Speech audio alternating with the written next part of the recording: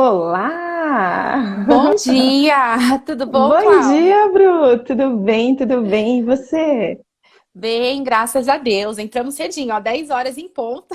Muito bom. Exatamente, exatamente. Muito bom. Compromisso, 10 horas estamos aí.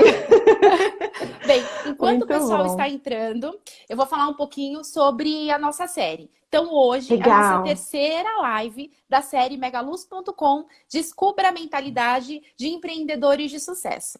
E hoje eu Perfeito. trago Cláudia Simplício, que é fundadora do canal Sou Corretoria Agora, CEO da Ragaz Assessoria e CEO da rede de franquias HotSeg. O que eu queria Exato. pedir para vocês? Hoje nós vamos falar sobre desafiando uma cultura tradicional de vendas. Então, conforme vocês forem entrando, vou pedir para vocês clicarem no aviãozinho e compartilhar essa live com o maior número de pessoas que vocês conhecem, para que eles possam conhecer esse conteúdo e ter acesso a dicas super poderosas para quem quer trabalhar no digital, porque a Cláudia vai compartilhar um pouquinho das dificuldades, dos desafios e como que ela fez para vencer. E, É isso aí, conforme Bru. vocês forem gostando, também clicar no coraçãozinho, porque o coraçãozinho mostra para o Instagram que vocês estão curtindo a live. Então, estão gostando? Cliquem no coraçãozinho e clica no aviãozinho e compartilha para o maior número de pessoas que vocês conhecem. É Clau, isso vamos aí, lá? Lu. Muito bom, muito bom. Obrigado, viu, Bru? Obrigada de verdade aí pelo convite. É um prazer a gente falar aí sobre esse assunto. É algo que eu realmente gosto. Eu sou apaixonada sobre esse mundo. E tem tanta coisa que a gente pode falar que a gente poderia ficar o dia inteiro conversando, mas vamos lá. Vamos lá, está preparada? Opa, obrigada. Então, tá bom. Então, a minha primeira pergunta é: quem é Cláudia Sardinha Simplício, filha da dona Fátima, esposa do Rodrigo e empreendedora? Muito bom, muito bom. Vamos lá, quem é a Clau?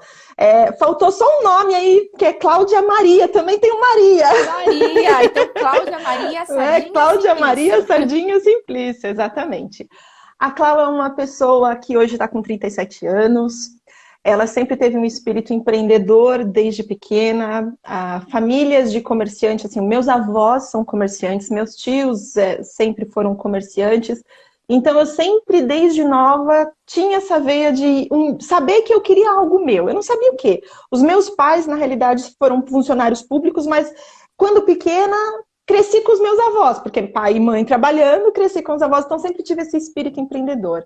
E a Clau é uma pessoa que hoje ela se sente muito realizada em fazer o que faz, porque eu digo que 70% do tempo a gente tem que estar fazendo o que a gente gosta. E 30% é a parte burocrática, que todo negócio tem. Então, a Clau hoje é uma pessoa que busca, dentro, claro, desse mundo capitalista que também faz a gente querer ganhar dinheiro, óbvio, mas que eu me sinto realizada quando eu posso estar contribuindo e ajudando o corretor de seguros. Se um corretor for impactado em vender uma apólice a mais, já falo, meu dia foi concretizado a busca do que a gente vem aqui no nosso negócio, que é fazer com que o corretor seja empreendedor, seja dono do seu próprio negócio e tenha lucro, tenha prosperidade. Então, essa é a Cláudia hoje e o meu propósito, vamos dizer, que é ajudar o corretor. Clau, e como que começou? Fala um pouquinho para mim, essa sua vontade de empreender. Da onde que ela veio, enfim, esse desejo. Legal.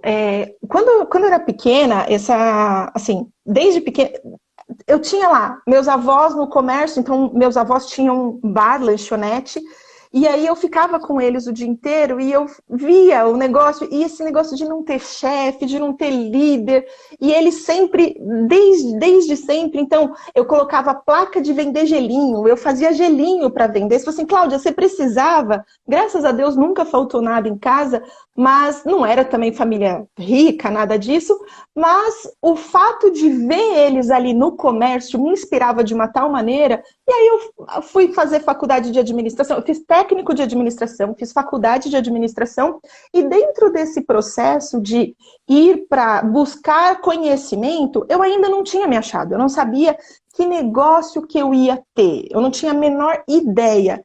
Aí surgiu a oportunidade de mandar currículo para Porto Seguro, eu sempre admirei essa companhia, né? Eu conhecia pessoas que trabalhavam dentro da Porto Seguro, foi quando eu falei, mandar o currículo, ok, maravilha. E aí eu brincava que eu ia trabalhar na Porto Seguro, nem que fosse para entregar cafezinho. Porque eu sabia que lá dentro eu ia fazer o meu melhor e crescer. Então eu brincava, nem que seja para entregar cafezinho. Mas com aquele fundo de assim, um dia ainda vou ter meu negócio, um dia eu vou ter meu negócio. Mas eu não imaginava nessa época, com 17 anos, que seria corretora de seguros, que seria assessoria, treinamentos. Nada disso.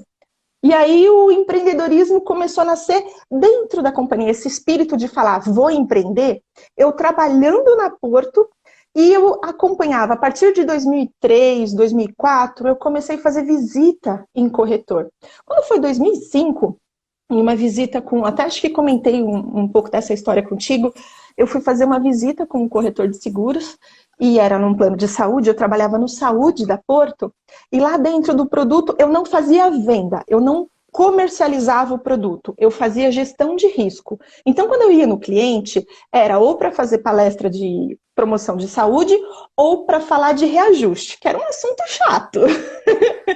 E aí, teve uma reunião que eu fui com o corretor, que o corretor, ele realmente não se envolveu. De A a Z, ele não se envolveu, e eu saí com um cheque de 120 mil na mão. Para um aporte, que é uma coisa que uma empresa odeia fazer. Não é um benefício que ele está pagando porque... Opa, peraí que eu derrubei vocês. Então, não é um benefício que o corretor e o cliente ia receber. Não, era algo onde ele realmente ia fazer para não ter reajuste. Aí eu falei, meu, aí tem jogo, aí tem brincadeira. Então, o que eu fiz? Eu comecei a pensar, eu falei assim, pera, só que quando a gente está trabalhando em seguradora, a gente tem uma sensação que é tudo muito fácil, que trabalhar em corretora de seguros, que ser corretor de seguros é muito fácil. E, na verdade, tem lá o lerê do dia a dia, matar um leão por dia, fazer vendas. Só que quando eu estava no papel de seguradora, eu só olhava o percentual da comissão vitalícia, né? Eu falei assim, corretor, uma fatura dessa, o corretor ganha 10% todo mês. Ele entrou na reunião e não falou um A. E eu saí com um cheque de 120 mil reais para um cliente dele e eu não ganhei um centavo. Não que eu não ganhasse, eu tinha meu salário da companhia, claro, adorava trabalhar na companhia. Só que sabe quando começa a despertar aquilo? Eu falei assim, aí tem jogo, aí tem jogo. Aí eu falei, eu vou começar a entender um pouco mais. Aí eu fui descobrir como que virava corretor. Aí fui descobrir sobre a Escola Nacional, que na época era Funenseg. E aí foi quando teve a origem de tudo, lá naquele comecinho. Então foi ali que eu falei, é isso que eu vou fazer. Então em 2005 eu virei e falei assim, vou montar uma corretora de seguros. Foi de 2005 a 2008, guardando dinheiro, se preparando, fazendo o curso da Funenseg. Então todo esse processo para falar, é agora. E aí em 2008 pedi demissão da companhia, para poder virar corretora. E aí que você começou a empreender. Aí você realmente virou a empreendedora. Hoje, na verdade, você tem 3 tipos, não sei até nem se você tem mais, você é empreendedora de vários negócios, mas você começou como corretora de seguros somente. E aí, qual que foi a tua primeira, né, o principal desafio como corretora? Tá, você lembra? Então vamos lá. Lembro, só se lembro. O que dói guarda, o que dói na nossa vida a gente guarda. Então foi assim, em 2008 a gente abriu a corretora. No início, Bru, era eu e o Leonardo, que é o meu irmão e sócio. Então ele foi assim, sempre muito companheiro, ele trabalhava em recursos humanos, trabalhava no recursos humanos da Mitsubishi, da Harley. E aí eu falei, Léo, topa ser meu sócio? Vamos entrar nesse negócio? Ele topa, vamos, ok.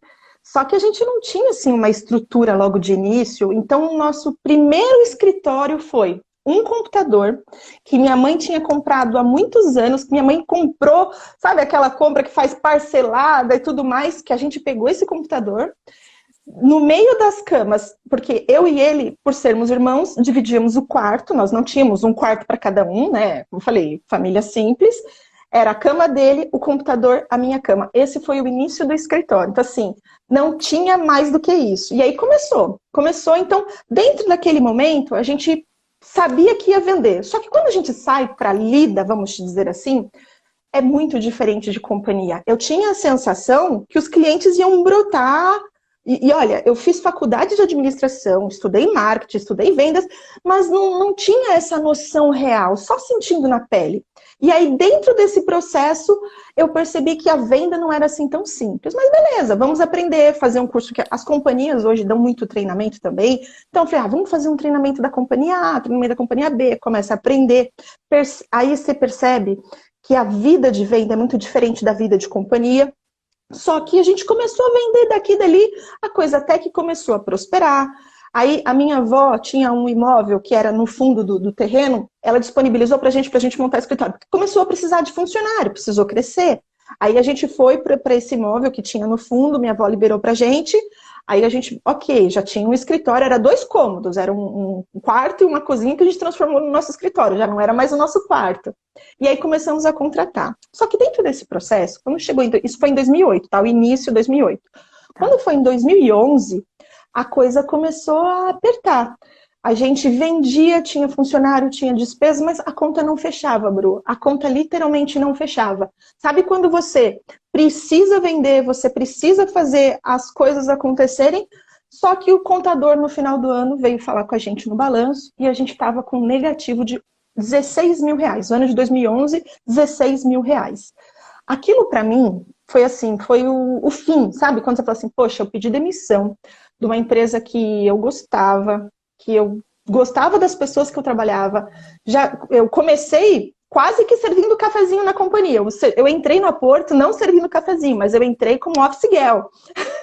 Eu já estava fazendo visita, já era sênior, então já tinha recebido várias promoções, então era uma companhia, eu falei assim, não pode, eu abri mão daquilo, eu não vou perder isso agora, eu não vou voltar a ser CLT, não que seja demérito, tá? Muitas pessoas são, a gente precisa de pessoas no nosso time, precisa de colaboradores, senão a empresa não sai, só que isso não era o que me movia. Isso não estava no meu DNA. Eu falei, não vou aceitar isso.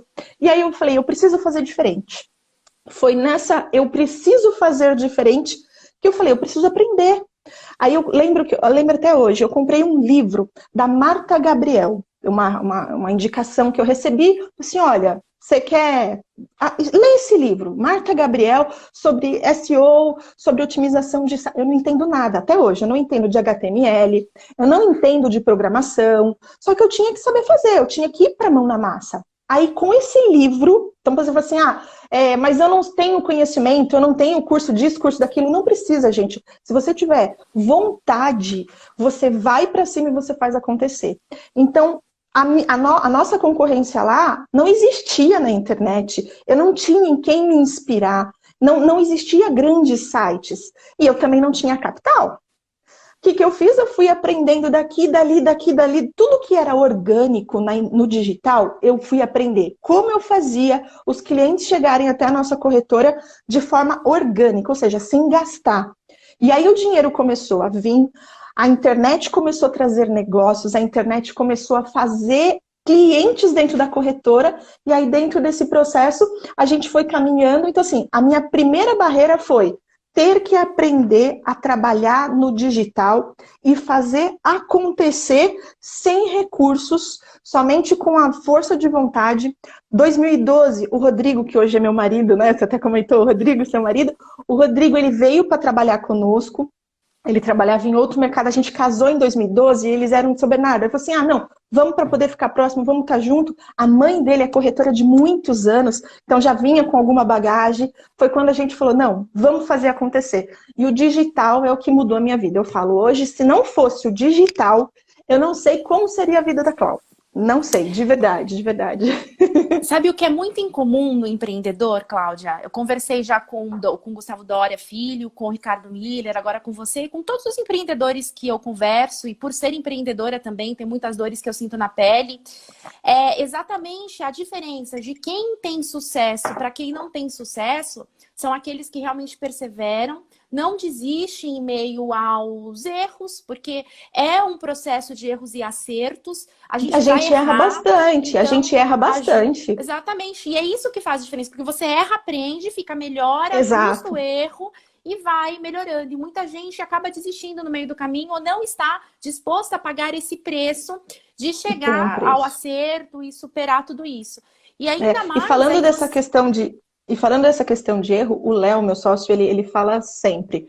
Ele fala assim, a gente não tem problema de errar, mas tem 2 coisas que a gente precisa saber. Se errar, tem que errar rápido para a gente poder consertar rápido e resolver o problema. E sempre a gente vai estar ou acertando ou aprendendo. A gente não erra, a gente aprende.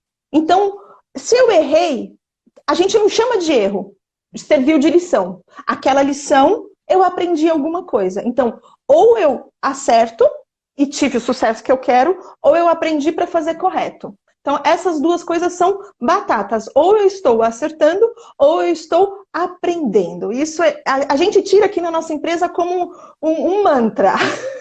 É um perfeito, e é isso. Acho que a atitude faz a diferença. Os momentos difíceis, eles vão existir. Estamos vivendo um momento difícil. Acho que bem parecido Sim. com que na tua época não era uma crise pandêmica, nem uma crise financeira mundial, mas hoje a gente vive essa crise, mas os impactos que essa crise tem, eles são bem parecidos, porque aquele negócio, Exato. não tenho recursos financeiros, não sei o que fazer, e se eu não fizer alguma coisa, o meu negócio tá, ó, né, descendo. Degringola E aí, direito, exatamente. diante de toda essa sua experiência, se você pudesse compartilhar algo com o pessoal que está assistindo a gente agora, o que você compartilharia em relação ao não desistir, a se reinventar, principalmente agora que a gente vai começar a falar um pouquinho sobre os canais digitais, porque a crise fez com que a gente tivesse uma mudança brusca. A gente estava caminhando realmente para o digital, as coisas estão, a gente estava falando, eu tenho até dito muito isso nas lives, muitos eventos de tecnologia e inovação para corretores de seguros, inclusive nós estamos lá em todos eles,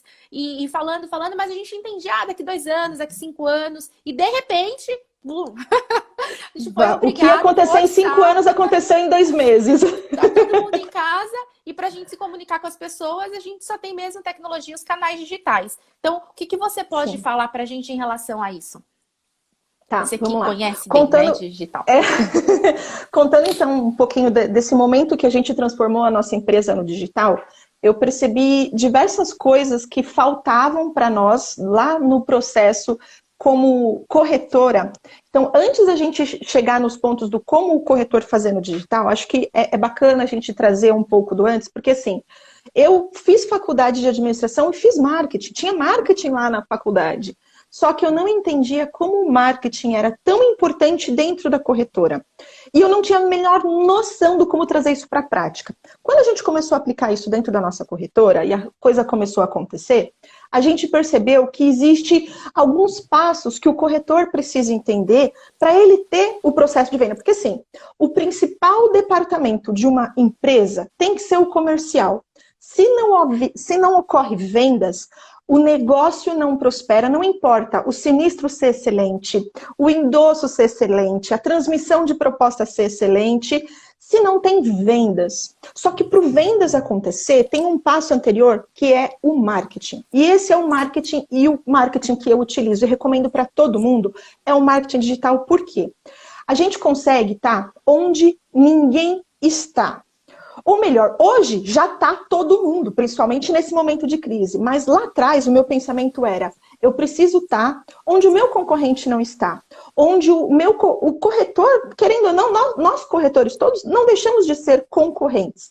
E aí eu olhava para aquilo e falava assim, eu preciso estar ali. Então a primeira coisa do corretor que ele tem que pôr em mente é, eu preciso, como já disse Philip Kotler, eu preciso estar onde o cliente está. Que é onde? Na internet. Então, a partir do momento que o corretor põe na mente, eu preciso ir para o digital, ele tem que entender alguns pontos. Por exemplo, existem coisas no digital que não vale a pena fazer.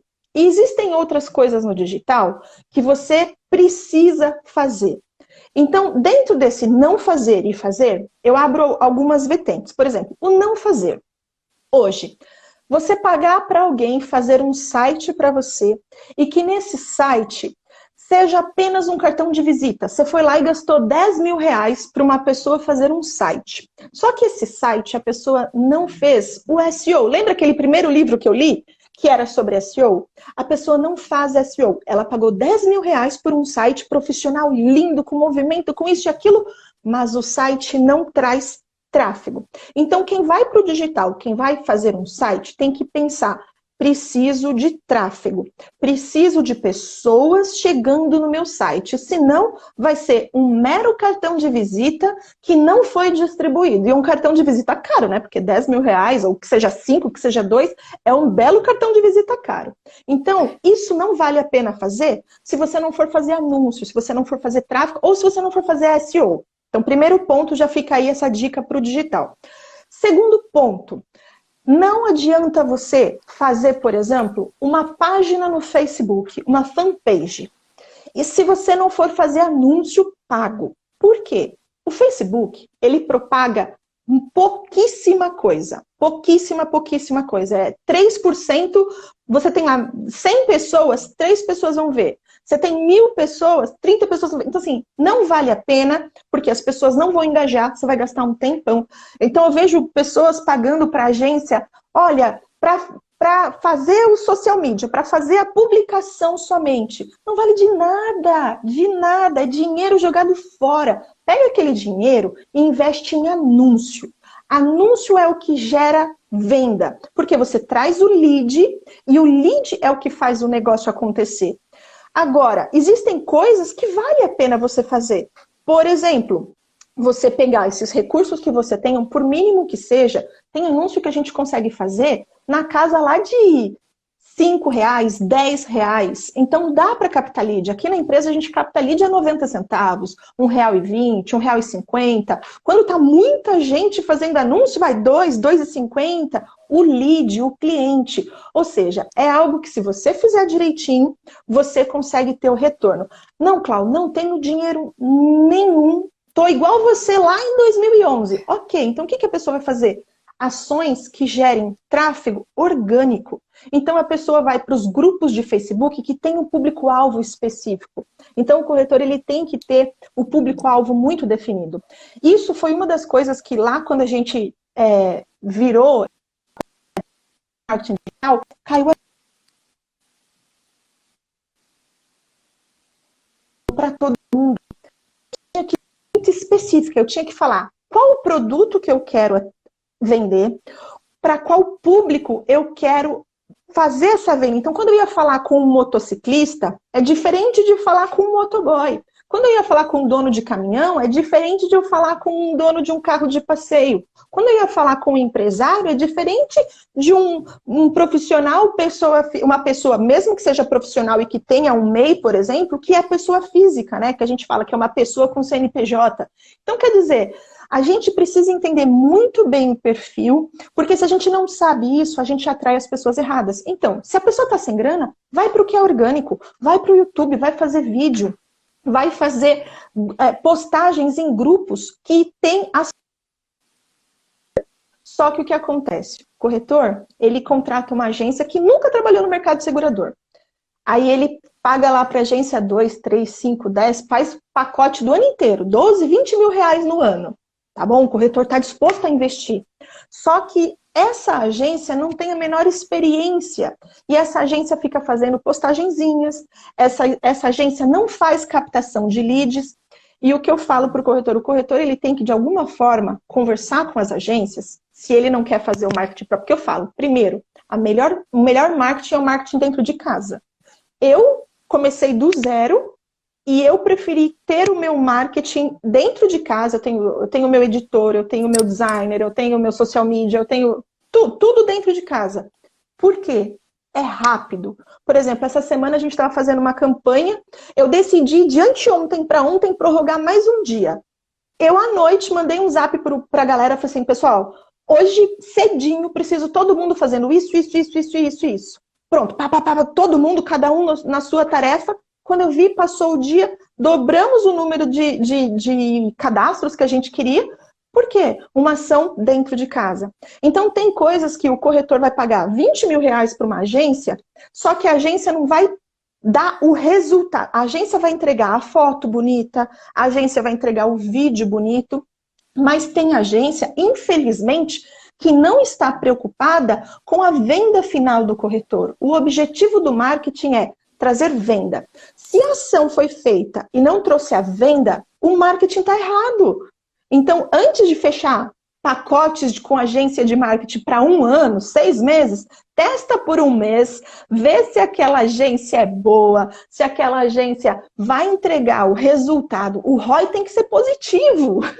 Você investiu 1.000, tem que voltar mais de 1.000 reais. Só que o que acontece? O corretor investiu tudo isso, aí ele fala, marketing digital não funciona. Ele desiste. Okay. Por quê? Ele investiu muito dinheiro, só que ele vai falar não funciona. Então E tem não que é ter o esse marketing cuidado. que não funciona, no caso, né? O que não funciona é a estratégia que não foi assertiva. Exatamente, Perfeito. exatamente. E tocando um pouquinho nessa questão de cultura, né, que veio realmente o papel da nossa ideia aqui hoje é trazer essa cultura que era antigamente, do offline, e esse movimento rápido que vem acontecendo, e o corretor em 2 meses se viu fazendo coisas que nunca fez na vida inteira. Então, essa cultura do corretor, ela realmente veio muito do offline. E eu lembro que quando eu transformei, a gente, até continuando a história lá, a gente tinha a corretora, 2011 deu problema, fomos para o digital, ainda como corretora. 2014, eu comecei a ver que eu sou apaixonada pelo marketing digital. Aí eu percebi o quê? Que a gente precisava fazer mais. Eu via colegas corretores que eram ex-funcionários portos, que trabalharam comigo, virando corretores e tendo que voltar a ser CLT. Falei, poxa, eu vou ensinar esse povo a fazer isso. Aí tem jogo, eu estou fazendo aqui, está dando certo, eu vou ensinar o que eu estou fazendo. Foi quando eu criei o método Top Corretor. E nesse momento, eu vi que nós estávamos, né, cada dia menos, num mercado muito tradicional. O corretor, ele estava tão habituado a fazer da forma que ele sempre fez, que ele não estava olhando ou não se permitindo olhar o novo. E quando eu vejo a questão do empreendedorismo, o corretor ele não pode se apegar a paradigmas, a ser só tradicional. Ele tem que pensar em modernidade. Tá aí grandes empresas que deram problema, a Kodak da vida, Blockbuster, e quantas outras empresas que tiveram problemas porque não se abriram para o novo. Essa, Perfeito. na minha visão, assim, o corretor tem que ter a visão, e a cultura tradicional é boa porque te traz valores, só que é ruim porque te trava e te leva para baixo. E aqui, Cláudia, eu acho que qualquer tipo de empreendedor, sabe? Nem só o empreendedor de seguros, eu acho que qualquer tipo de empreendedor, porque hoje o mundo está caminhando, a velocidade está muito rápida e a forma que o digital nos proporciona na velocidade de comunicação é muito melhor, mais eficiente. E nesse momento ainda mais, porque as pessoas estão aonde? Na internet. Então, seus consumidores, Exato. independente da área que você atua, Concordo. de empreendimento, porque os shoppings estão fechados, por exemplo, tá todo mundo na internet. Então, você tem Verdade. que estar presente aonde os seus clientes estão. E os seus clientes Exato. estão aonde? Nas redes sociais hoje em No dia e digital. nos outros canais digitais, exatamente. E aí, pelo que eu entendi, então você saiu da Porto, foi quando você pediu demissão, em 2008 você começa a empreender, 2011 é quando você passa por algumas dificuldades e aprende com essas dificuldades, porque eu acho que é o que impulsiona, é a alavanca, esses momentos de dificuldade, e aí você deu a volta por cima, né? Passou por isso, foi quando você conheceu o marketing digital, começou a entender, aplicar dentro do teu negócio, por isso que hoje você tem autoridade para falar sobre isso, porque você sabe como funciona, você testou, errou, acertou, e por ser corretora de seguros, mais autoridade ainda, porque você sabe exatamente o que o corretor de seguros precisa para trabalhar marketing digital dentro do negócio dele e ter resultados efetivos. É isso, né? Exato. Exatamente. Aí em 2014, você falou, poxa, não é só isso, eu posso ensinar, porque eu tô vendo pessoas passando pelas mesmas dificuldades que eu passei e eu posso ajudar, eu tenho know-how para fazer isso. E por que não? Vou vender, vendo mais, ensino as pessoas e sou remunerada por isso, melhor ainda. Super bacana. Sim, E aí, perfeito. em 2015, você começa a assessoria. E se É você não isso falou, mas é aí. que eu sei. Em 2015, Exatamente. você começa a assessoria, que é a Ragaz, e aí aí a assessoria mesmo é para assessorar um grupo de corretores, e aí existem, bem, a maioria das pessoas que estão assistindo a gente, acredito que seja do mercado de seguros, mas para quem não é, só Sim. para entender, a assessoria ela apoia quem é corretor de seguros em determinadas companhias para que ele tenha sucesso, aproximação e tenha E, resultados e, melhores. e falando um pouquinho dessa questão, até te interromper, não perde o que você ia falar. Essa Não, mas eu questão de termino. assessoria, por incrível que pareça, eu entrei no mercado em 2000. Até 2015, eu, Cláudia, nunca fui abordada ou fui recebida, ofereceram para mim, nunca, em 15 anos de mercado, o serviço de uma assessoria. E aí, nesse ano, em 2015, é até engraçado, porque eu trabalhava muito com a Surrai, comecei a fazer os treinamentos, eu vi uma postagem de um colega que trabalhava dentro de uma seguradora, né, até a Surrai, o Wesley, eu falo, brinco com ele até hoje, que a assessoria existe por causa dele, E aí ele fez uma postagem no Facebook dele, dizendo, pessoal, quem quiser, temos também assessoria, tal. E ele estava fazendo uma propaganda no Face dele pessoal sobre assessoria. Aí sabe quando dá aquele tiro? Assessoria? Que diabo é isso? Aí eu falei, não, peraí, deixa eu entender. Aí eu chamei ele no Messenger, no Facebook, e falei, Wesley, me explica aí, como funciona isso?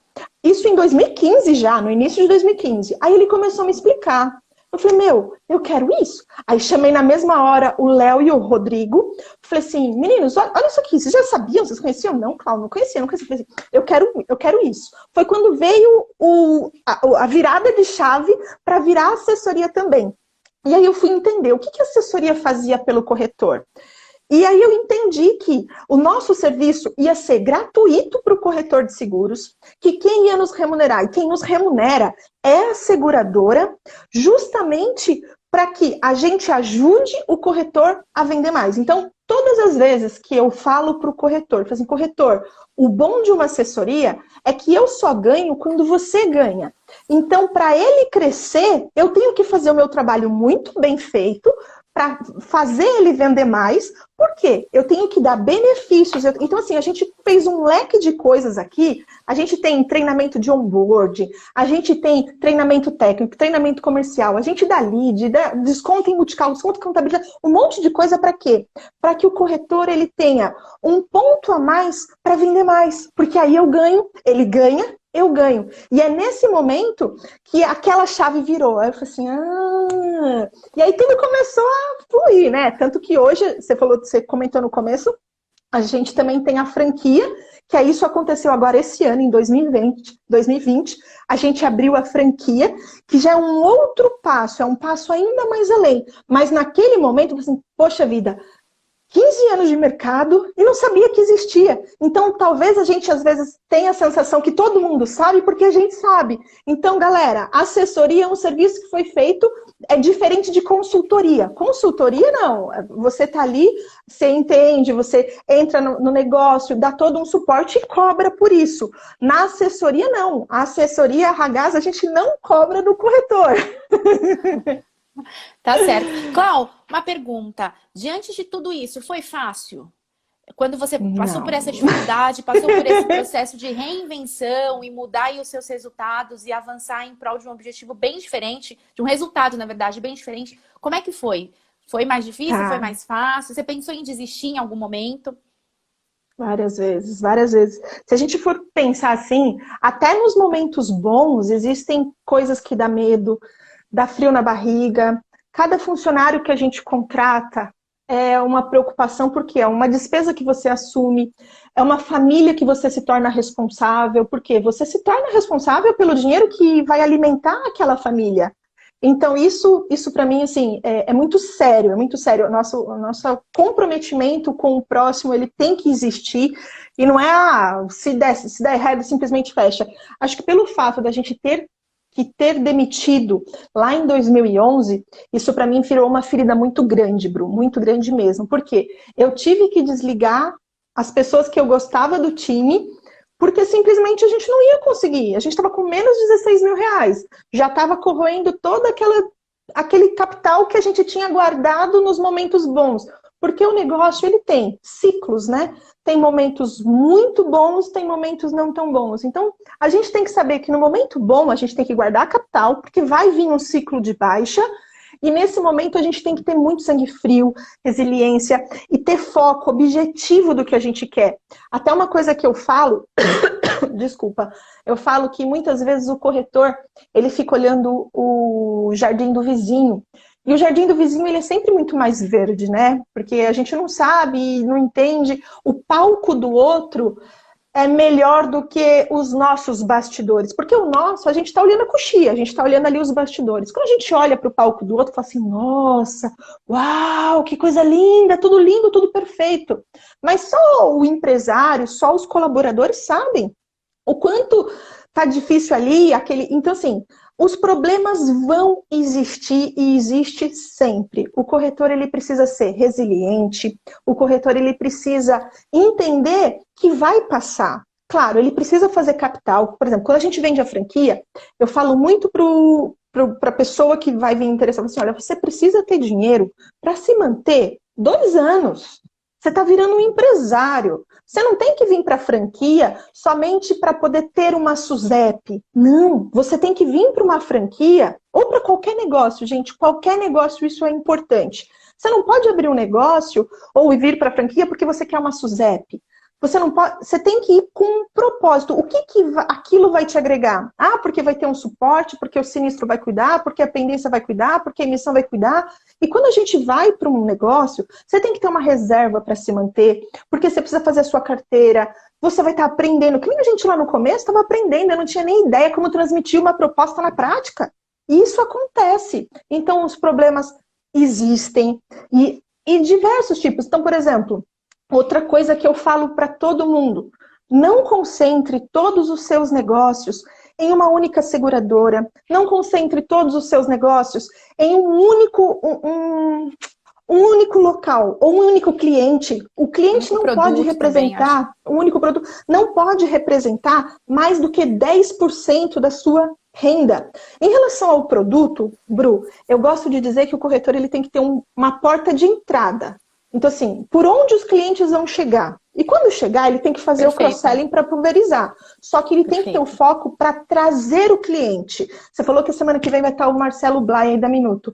Meu, o Marcelo, o produto, o foco deles de porta de entrada é automóvel. Ele traz muito clientes de automóvel, muito, muito, muito. Então, a porta de entrada principal dele é o automóvel. E ali dentro ele faz todo o restante. Como consequência, outros produtos ele vende, só que ele tem uma porta de entrada. Aqui na nossa empresa é a mesma coisa. Na assessoria, porta de entrada, automóvel. Na franquia, porta de entrada, automóvel. Por quê? O mercado borbulha, procura sobre esse produto. É mais fácil a gente ter a penetração que a gente quer. Só que o corretor tem que entender, resiliência vai ser necessária, é preciso fazer caixa e tem que entender que quando estiver lá embaixo, você tem que ser forte, porque vai passar. Tudo passa. O momento bom passa e o momento ruim também.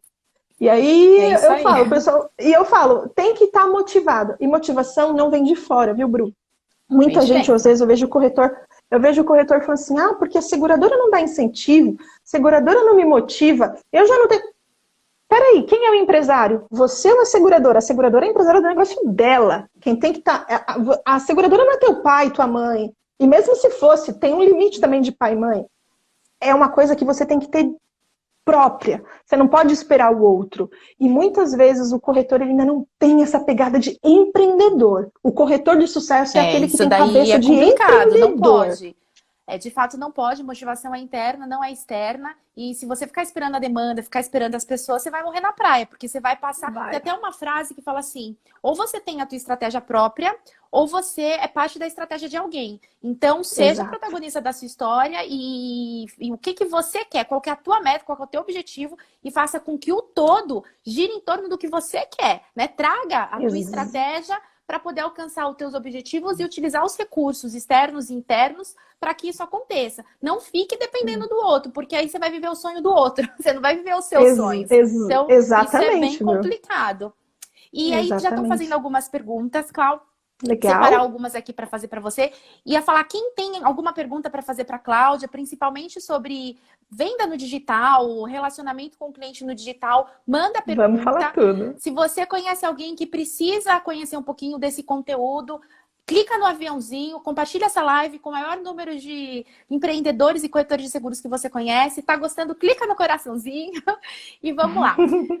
Tem algumas pessoas que estavam falando olá, falaram, adoro iniciativa, chamaram a gente de poderosas, 2 mulheres poderosas.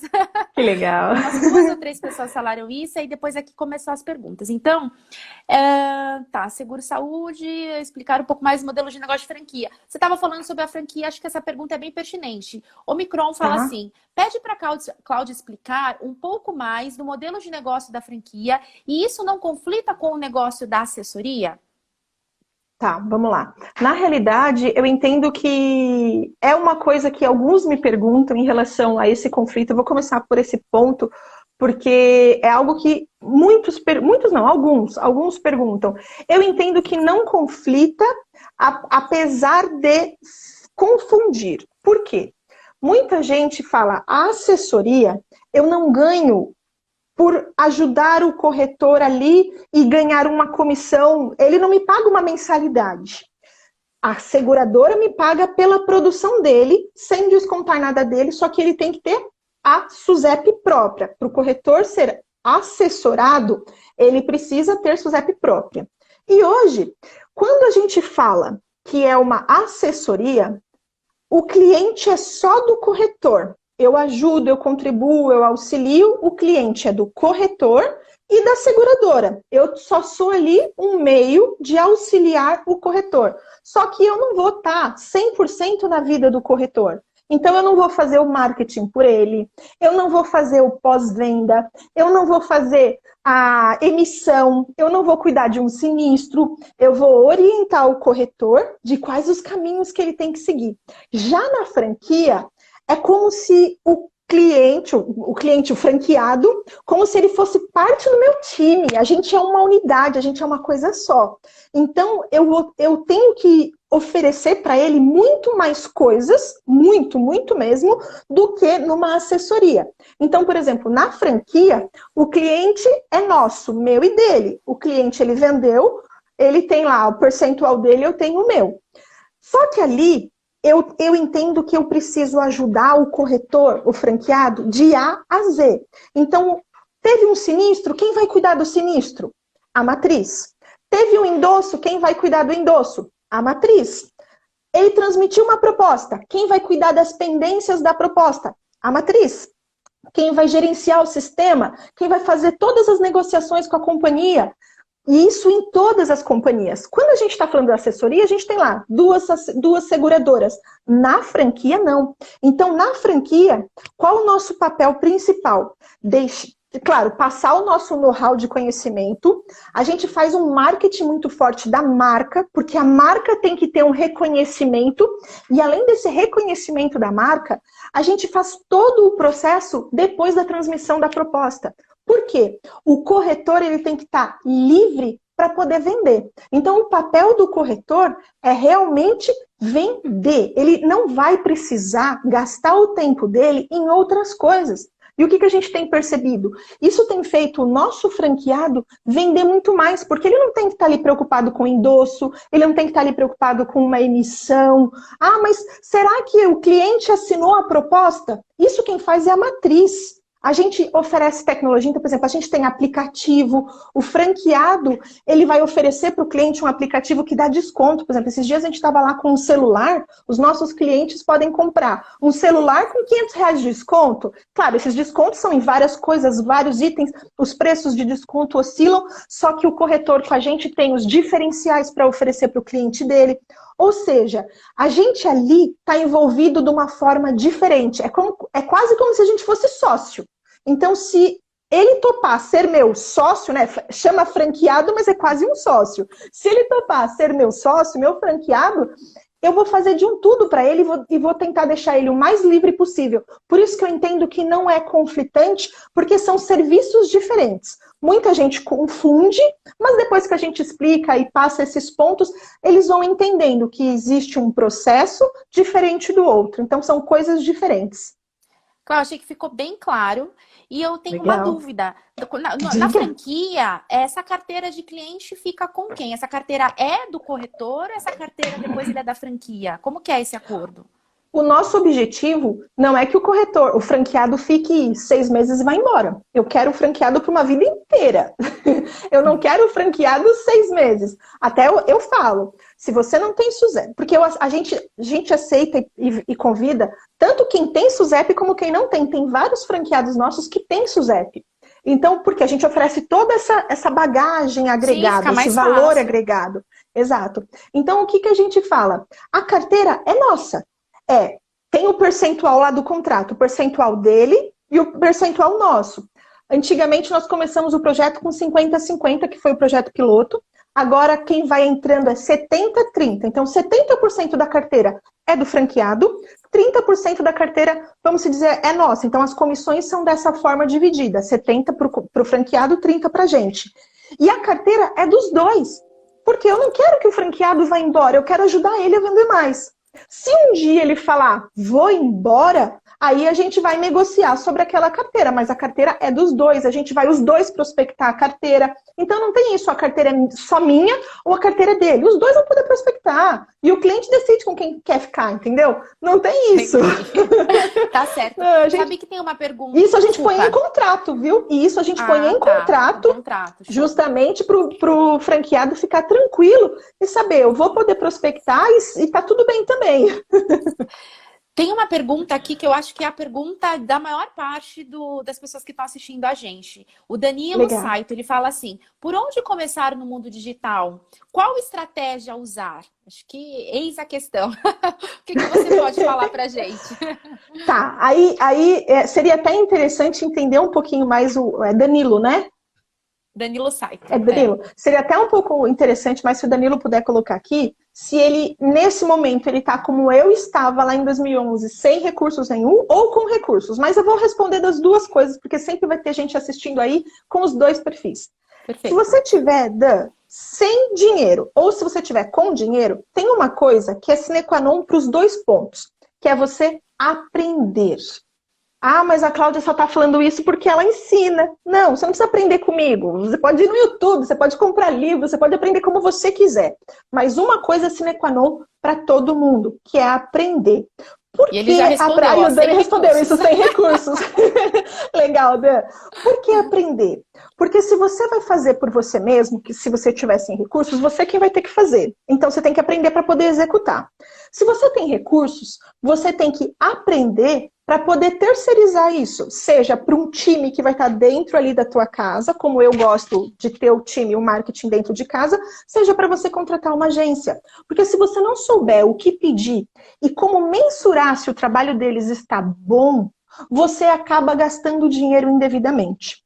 Então, a primeira coisa é aprender. Cláudia, como eu aprendo? Tem livro, tem palestra, tem live. Me segue lá, Cláudia Simplício. Lá a gente passa muito conteúdo. A gente está começando aí agora uma maratona de vídeos só voltada ao marketing digital. Convido aí o pessoal a assistir. Por quê? Tem que aprender. Então esse é o primeiro passo. Segundo passo, se você não tem dinheiro, Dani, o que você tem que fazer?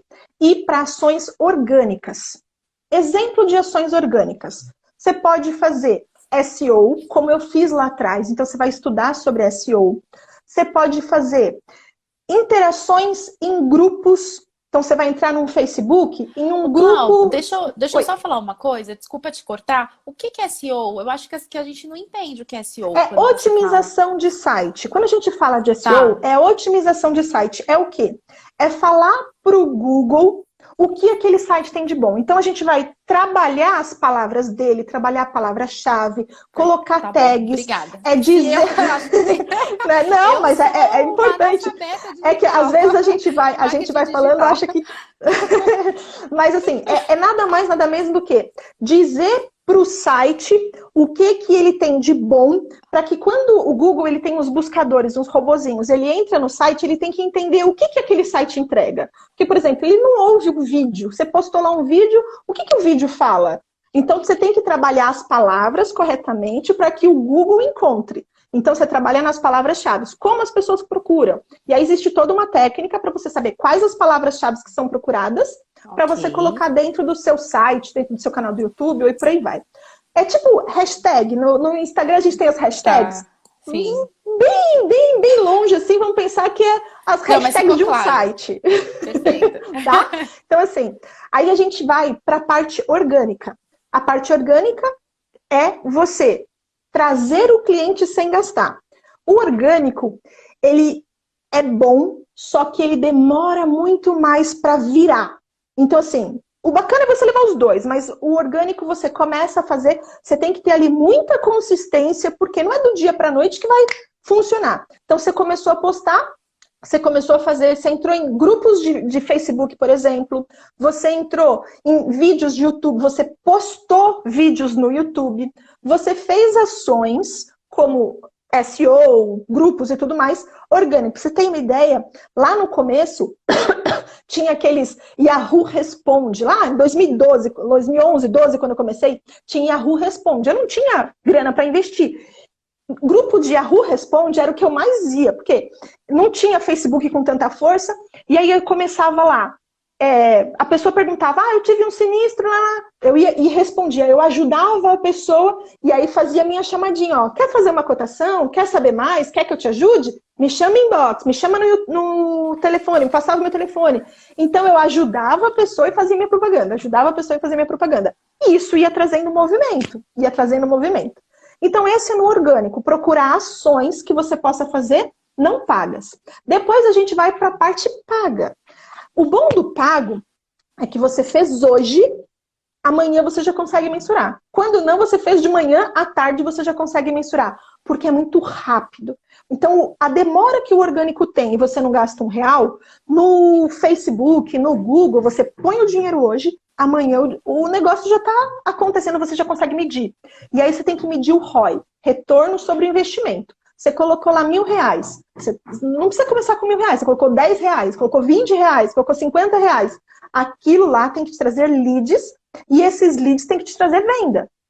Então você começa a brincar com os números e depois disso escalar. Ganhou R$1.000, pega lá 100 e reinveste. Ganhou 2.000, pega lá 200 e reinveste. Ganhou 3.000, pega 300 e reinveste. Porque isso que vai fazer a escala, isso que vai fazer o corretor crescer de verdade. Porque se ele investir a vida inteira 100, 100, 100, 100, ele vai ficar ali morno, quando não frio, né? Porque se você tem 100 clientes esse ano, os mesmos 100 clientes o ano que vem vale menos, porque o dinheiro desvaloriza.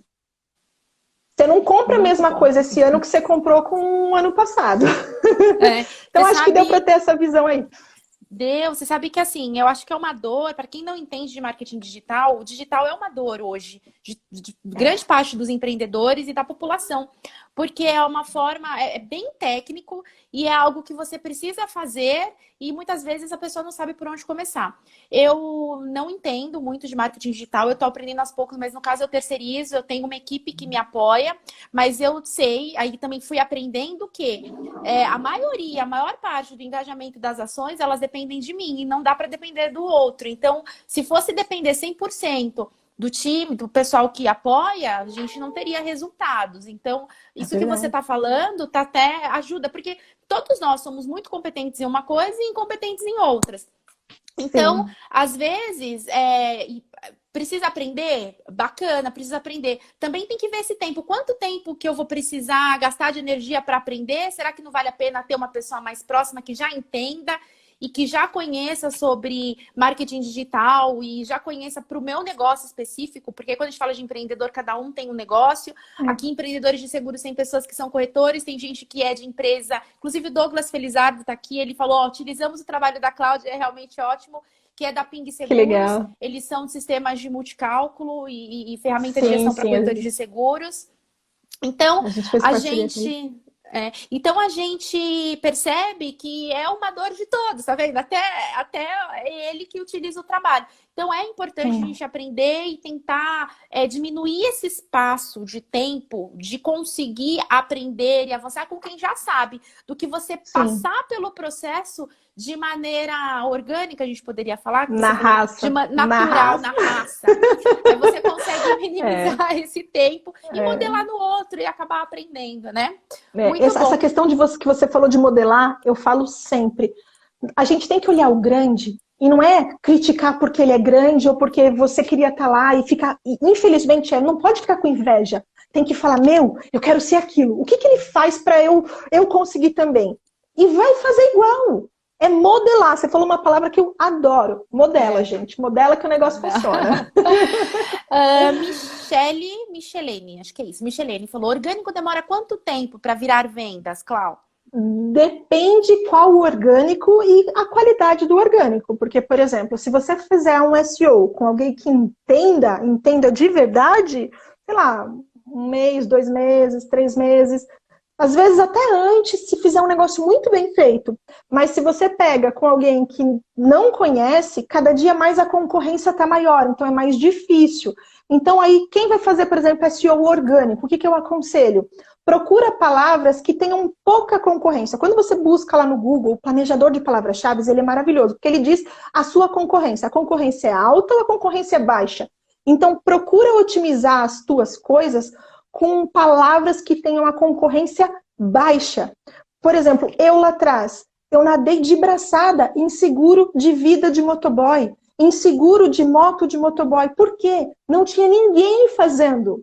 E tem muitos subnichos. Nas minhas aulas, nas minhas palestras, eu falo, a gente tem que trabalhar no subnicho. Então, para você ter mais velocidade, trabalhe no subnicho, no nicho que a concorrência é menor, porque lá você nada de braçada. Muito legal. Cláudia, estamos indo para o final. 5 minutinhos acabando. O tempo passa voando. O tempo passa voando. Eu queria só saber, para a gente fechar aqui, tem alguma coisa que você aprendeu no passado que hoje você faria diferente e ajudaria aí como dica as pessoas a encurtarem esse espaço de tempo que a gente estava falando agora em aprender ou começar a aparecer e converter leads no digital? Tá. Eu digo que se eu começasse hoje, sem nada, sem um cliente, sem nada, independente do ramo que eu fosse, a coisa que eu faria é trabalhar no digital. Então, primeiro de tudo, ter a consciência que o digital não é uma coisa do futuro, é uma coisa do presente e tem que trabalhar no digital. É sine qua non. Quem não estiver no digital está fora do mercado muito em breve. Então, primeiro passo. Segundo passo é entender, e eu buscaria entender qual o público que vai me dar um retorno mais rápido. E eu controlaria muito bem meus números, porque isso hoje é algo que a gente mexe muito aqui na empresa, que é olhar os nossos números. Se a gente colocou R$100, aqueles R$100 tem que retornar. Qual a minha taxa média de conversão? Quanto que eu preciso, com quantos prospectos eu preciso falar para eu faturar no final do mês o quanto eu quero. Então, se eu falei, eu quero ganhar, vamos pensar aqui no corretor, ele quer ganhar R$10.000, com quantas cotações ele precisa fazer para tirar as vendas suficientes para lá? Dessas cotações, com quantas pessoas ele precisa falar para fazer essas cotações? Quantas ações ativas? E, gente, não é ser um corretor de arquibancada, que é esperar o cliente cair do céu. É agir, é fazer com que o cliente chegue até você. Então, hoje, se eu começasse do zero, eu iria para o marketing digital, eu controlaria muito bem os meus números e eu jamais seria um profissional de arquibancada, esperando o mercado vir a meu favor. Não, eu tenho que ir em busca do cliente, eu tenho que trazer ele para mim. Isso é as 3 coisas que eu faria. Muito bom, Cláudia. Muito obrigada por compartilhar toda essa experiência, conhecimento. As pessoas que não te conhecem, ou de repente é o primeiro contato, não te seguem, como é que elas fazem para poder interagir e começar um relacionamento com você? A gente tem 1 minuto e 50. Legal, vamos lá. A gente tem aí o nosso canal do Instagram, que acho que é o canal mais fácil, falando que a gente está aqui no Insta, é o @ClaudiaSimplício, procura aí, chama a gente em inbox, pega o nosso WhatsApp, lá no inbox a gente passa o número do WhatsApp, a gente conversa pelo WhatsApp com todo mundo, a gente conversa muito pelo inbox. Se não sou eu, é alguém do time. Normalmente eu tô ali interagindo, mas como o volume de pessoas é muito grande, mas sempre alguém tá ali respondendo. Então segue o Instagram, procura o nosso site ragaz.com.br e o nosso canal do YouTube, que é o Sou Corretor e Agora. Então, esses são os canais aí para nos encontrar. Cláudia, muito obrigada mesmo. Eu que agradeço pelo convite. Adorei o bate-papo. Bastante. Eu também. Então, beijo, despedir da galera. Então, beijo, gente. Legal. Beijo, gente. Tchau. Fiquem com Deus. Obrigado, Bru. Tchau, gratidão, tchau. gente. Tchau.